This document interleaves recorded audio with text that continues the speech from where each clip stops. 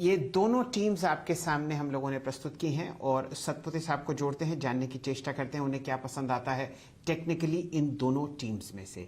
सतपुते साहब। शैल जी, देखिए, मैंने दोनों टीम को देखा तो मुझे जो बढ़िया लगा वो है इस तरह से। नीरज जी की टीम को अगर आप देखते हो तो उसमें दो काउंटर्स जो है जिसमें करेक्शन अच्छी खासी हो चुकी है, और वो है एफएमसीजी सेक्टर से नेस्ले और ब्रिटानिया। दोनों अच्छे हैं, लेकिन नेस्ले का प्राइस थोड़ा महंगा है तो मैंने ब्रिटानिया को चुना है यहाँ पे।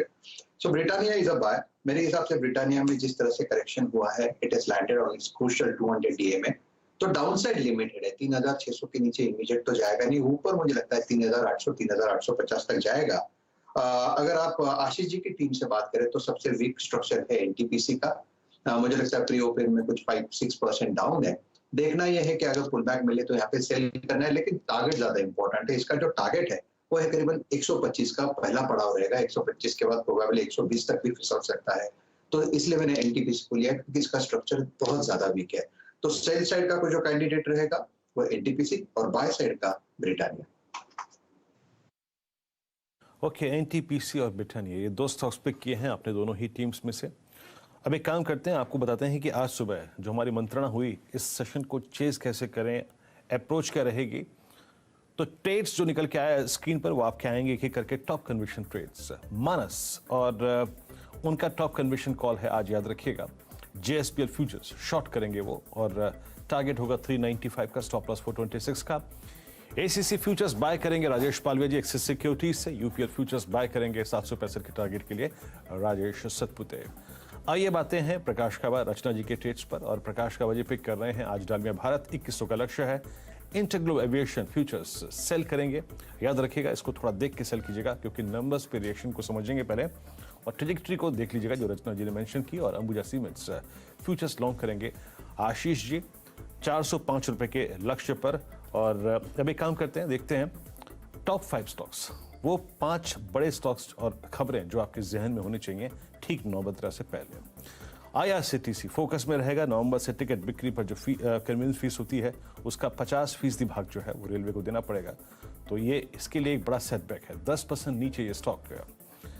New in FNO SBI cards Birlasoft, ये नए 8 share SBI cards Birlasoft, Firstsource, Chambal, GSPL, Laurus lab और वर्लपूल, इन स्टॉक्स पर नजर रखिएगा। अच्छा खासा स्विंग दे सकते हैं ये स्टॉक। डेरिवेटिव्स में आना अपने आप में अगर आप देखें ट्रिगर होता है। टाटा पावर अगर आप देखें इनके नतीजे थोड़ा सा कमजोर रहे, स्पेशली मुनाफा जो था 13% बढ़ा, लेकिन मार्जिन्स पर अगर आप देखें दबाव दिखा गया। इंडिगो Q2 में घाटा करीब 20% बढ़ा, लेकिन आय दोगुना हुई है। टॉप लाइन में अगर आप देखें इनका एक रिवर्सल है, मार्जिन्स करीब 14.9% से घटकर करीब 6% रहे। लेकिन याद रखिएगा पूरी इंडस्ट्री इस वक्त थोड़ा सा दर्द से गुजर रही थी जब ये नंबर्स जनरेट हो रहे थे। बाकी डीएलएफ Q2 में डीएलएफ का मुनाफा करीब 66% बढ़ा, लेकिन याद रखिएगा आय 8, ये मुनाफा करीब 66% बढ़ा, लेकिन टॉप लाइन में गिरावट है। और हालांकि मार्जिन्स जो है इनके स्ट्रॉन्ग रहे, स्टेबल रहे। शैल जी। चलिए, फिलहाल आपके सामने स्क्रीन्स पर अभी भी निफ्टी के प्री ओपन ट्रेड्स सेटल होते हुए दिख रहे हैं। 23 अंक नीचे है निफ्टी 17,833 के आसपास। कौन कौन से काउंटर्स हैं जहां पर फिलहाल ठीक ठाक मूव आता हुआ दिख रहा है? मुझे टाइटन 1% ऊपर ट्रेड करता हुआ दिख रहा है 2400 पर, और यूपीएल में हम 1% की वृद्धि आते हुए देख सकते हैं 736 पर। चंदन तपड़िया साहब जुड़ चुके हैं। नमस्कार चंदन जी, आपकी पहली पसंद क्या रहेगी आज के दिन? निफ्टी 24 अंक नीचे सेटल होता हुआ 17,833 पर। बिल्कुल सेल जी, नमस्कार। देखिए कल बाजार में काफी एक बिकवाली देखने को मिली थी और हमारा ऐसा मानना है कि थोड़ी बिकवाली और जारी रहेगी। 17,500 तक के लेवल निफ्टी में यहाँ पे देखने को मिलेंगे, और बैंक निफ्टी में वो बिकवाली रहेगी। बट ट्रेडिंग आइडियाज की बात करें तो काफी स्टॉक वीक है, बट एक स्टॉक मैं यहाँ पे सेलेक्ट कर रहा हूँ जहां पे इसमें बाजार की बिकवाली के बावजूद भी बाइंग आएगी, वो रहेगा एमएनएम फाइनेंस। कल 185 के आसपास वीकली चार्ट तो डेली चार्ट स्ट्रॉन्ग है, रखेंगे तक एमएनएम। तो यहाँ पे एमएनएम फाइनेंस एक trade buy side. MNM financials आपका बाय साइड का ट्रेड रहेगा, करीब करीब 192 के रेंज में ट्रेड करता है, 3.5% ऊपर। और कुछ स्टॉक्स को देखते हैं डीएलएफ को कैसे अप्रोच करना चाहिए। 403 रुपए के स्तर पे 1.5% की तेजी के साथ ट्रेड करता हुआ मानस। डीएलएफ पे आपकी अप्रोच क्या रहेगी? स्क्रीन पर मैं चार्ट लेके आ रहा हूं, और एक फर्म ओपनिंग होती हुई, लेकिन बड़ी बात यह है कि 396 के प्राइस पे 397 की रेंज में ये स्टॉक ने अभी भी रेंज वॉलेट नहीं करी है और 3 दिन का बेस है 390 के जोन में। अगर ऊपर की तरफ ये 400 के ऊपर ट्रेवल करना शुरू करे तो कि लॉन्ग का स्कोप बनेगा क्या इस स्टॉक में, डीएलएफ में? मेरे लिए ऊपर की तरफ ट्रेंड रिवर्सल पॉइंट 415 रुपए है। 415 के लेवल जब तक ब्रीच रहा हो, मैं नहीं समझता कि डीएलएफ में आपको कोई मीनिंगफुल बाउंस बैक के लिए प्ले करना है। तो 415 के ऊपर ही खरीदारी करनी है। फिलहाल जो लॉन्ग पोजीशन है उसमें एक स्टिक स्टॉप लॉस 390 रुपए का रखिए, क्योंकि अगर 390 के नीचे फिसलेगा तो शायद आपको 365 तक के स्तर भी देखने को मिलेंगे। तो खरीदारी की राय केवल 415 के ऊपर ही रहेगी। चंदन जी, अब यहां पर सबसे अहम स्टॉक जो रहेगा बाजार में वो रहेगा आईआरसीटीसी। टॉप ट्रेडेड काउंटर है फिलहाल एफएनओ में 10% नीचे। प्रैक्टिकली बताइए क्या कीजिएगा उन लोगों के पास जिनके पास अभी डिलीवरी है और वो लोग जो शायद इच्छा रख रहे थे इस 10% कट को नीचे खरीदने की, क्या लेना है? देखिए भारत, सबसे पहले आईआरसीटीसी की बात करें सेल जी, पिछले 4-5 दिनों में काफी बड़ी वॉलेटिलिटी देखने को मिली थी। 10:2 स्प्लिट हुआ तो स्टॉक के प्राइस यहाँ पे 913 के आसपास बंद हुए और कल जो भी खबरें आई थी उसकी वजह से शायद थोड़े से नेगेटिव सेंटीमेंट रहेंगे। बट मेरा ऐसा मानना है कि एक मोनोपोली बिजनेस है, जरूर बाजार की वीकनेस की वजह से इस काउंटर में सेलिंग हुआ है, तो ट्रेडिंग का बिहेवियर तो इस काउंटर का अटका है। तो ट्रेडिंग के लिए तो सलाह नहीं रहेगी, बट बिल्कुल जिनके पास है जो नया जिनके पास है वो इस स्टॉक को होल्ड करके रखिए, ऐसा कोई दिक्कत का विषय नहीं है। आई थिंक ये शॉर्ट टर्म जो है इम्पैक्ट है वो कुछ दिनों में अगर आप देखें सिंक हो जाएगा, तो लॉन्ग टर्म इन्वेस्टर्स के लिए अगर आप देखें तो कोई बड़ा रिस्क की एक मुद्दा नहीं मानते चंदन, होल्ड की राय है। एक बार आप लेके आइए और कुछ मजबूत स्ट्रक्चर्स में से जरा अल्ट्राटेक सीमेंट 7465 पे खुलता हुआ। राजेश सतपुते जी, सीमेंट में स्ट्रेंथ है, सुबह से अगर आप देखें सीमेंट पे काफ़ी ज़्यादा बात भी हो रही है और इनफैक्ट ये व्यू मैं आपसे चाहूँगा, माफ़ कीजिएगा राजेश जी,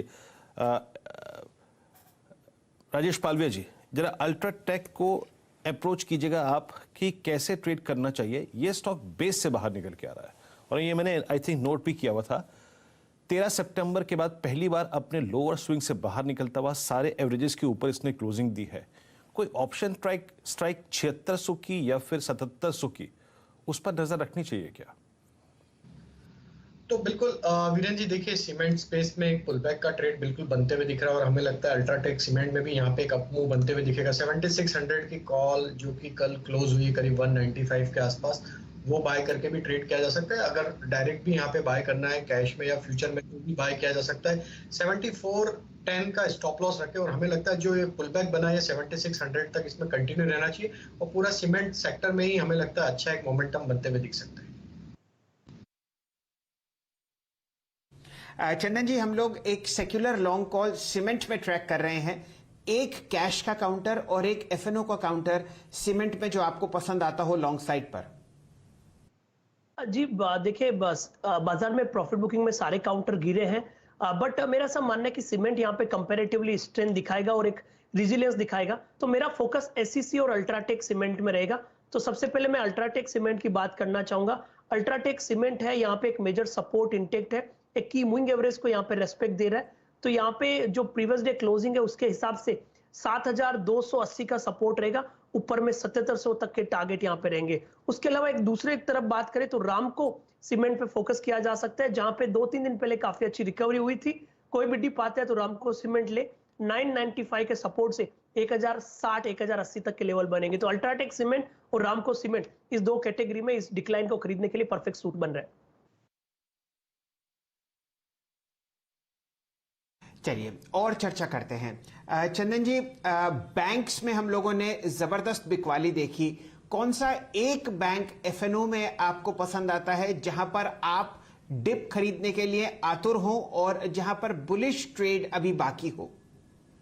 बिल्कुल सेल जी, देखिए पहले तो ध्यान रखें हमारा इंडेक्स पे थोड़ा सा और नेगेटिव व्यू है। हमारा मानना है निफ्टी और बैंक निफ्टी थोड़े और परेशान रहेंगे, बट आपने बिल्कुल सही सवाल पूछा कि ये डिप आता है तो कौन से काउंटर लेने चाहिए। तो दो स्टॉक्स हमारे जहन पे रहेंगे, एक तो एसबीआई पे रहेगा।